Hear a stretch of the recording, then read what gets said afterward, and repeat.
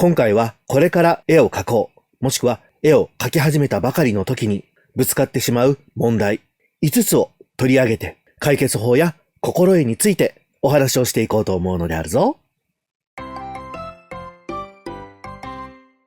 紹介するお悩みはこの5つ。年齢、機材やソフト、学び方、書き方、何を書けばよいのか。これらについての悩みと解決方法をお話ししようと思うのであるぞ。まず一つ目は年齢の悩みである。これは絵を描き始めようとする方、特に成人されてから描き始めようという方が多くぶつかっている問題なのであるが、特に SNS 全盛期、中学や高校、または小学生ですごい絵を描いているということがたくさん自分の目に飛び込んでくる。そんな中、大人の自分が今から始めても良いのか、始めるには遅いのではないのか、今から始めても描きたい絵が描けないのではないかと悩んでいる方、多くタイムラインで見かけるのである。まずは前提として、絵を描くということに年齢という制限は一切ないので、描きたいと思った時が始めたい時だと思って、ぜひ描き始めてほしいのである。また、年齢の差などで気になってしまう、自分なんかがと思ってしまう方、年齢の差というのはどうやっても覆せないものである。気にしたり悩んでどうにもならないことを悩むというのは時間を無駄に消費してしまいもったいないのである。よく言う今が一番若いから始めるのが今という言葉をもう少しわかりやすく言えば、悩んでどうにかできることから始める。まずは最初の一歩を踏み出すなら今だということなのである。そしてこれは自分も考えてみてほしいのではあるが、絵を描いている人の年齢でその人を見たり区別したりするのかということである。ほとんどの方は絵を描いている人の年齢、性別、国籍などは気にしていないのである。なので気兼ねすることなく描きたいと思った時が始めたい時、悩まずに始めてみてほしいのであるぞ。次は機材やソフトで悩むというお悩みである。始めたばかりの時はどんな機材を揃えたらいいのかがわからない。どの機材を使ったら自分の書きたいことができるのかわからない。また、プロが使っている機材はわかるけれども、自分の環境や費用などで揃えることが難しい。だから自分は絵を描くことができないのではないのかと悩んでしまうことである。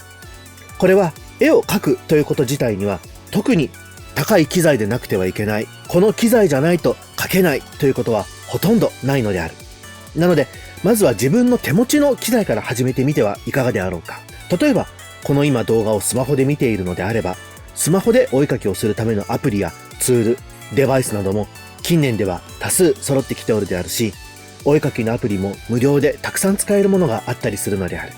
パソコンの場合も、お絵描きをするということであれば、別段高いスペックでなくてはいけないではなく、数年前のパソコンであったにせよ、問題なく使えたりすることが多かったりするのである。また、無料で使えるお絵描きソフトもパソコンでは近年多く出ておるので、まずはそれを使ってみるのも良いであろう。お絵描きをするためのデバイス、ペンタブレットや液晶ペンタブレットなども高いものを買わなくてはいけない。これを買わなきゃいけないということはない。まずは自分の予算に合ったものを買ってみると良いであろう。このあたり、具体的な機材やおすすめのソフトやアプリについては、次回のハブファンドローイングラジオの中で紹介しようと思うので、そちらも参考にしてみてもらえると嬉しいのであるぞ。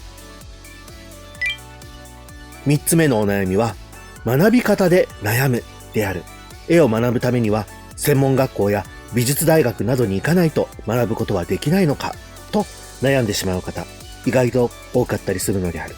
これはもちろんそのような専門学校や美術大学などで学ぶことでたくさんの知見や知識を体系的に身につけることはできるであろう。独学で学ぶよりもより効率的であったり早い時間で習得できる場合も多いであろう。だからといって絶対に専門学校や美術学校に行かなければ学ぶことができないというわけではない。まず始めてみようという段階であるのであれば、ウェブページなどのお絵描き講座や魔王のチャンネルのようなお絵描き講座の動画を見てみたり、書店などで販売されている自分が描こうと思っているお絵描きソフトやお絵描き環境に合わせたお絵描きの書籍などを見て独学で始めてみるというのでも十分であろう。プロの世界でも専門学校や美術系の学校、大学に通ったからプロになれたという方ももちろんいるが、そうではない方もたくさんいるのである。なのでまずは自分の手の届く範囲で知識を仕入れてみるのが良いであるぞ。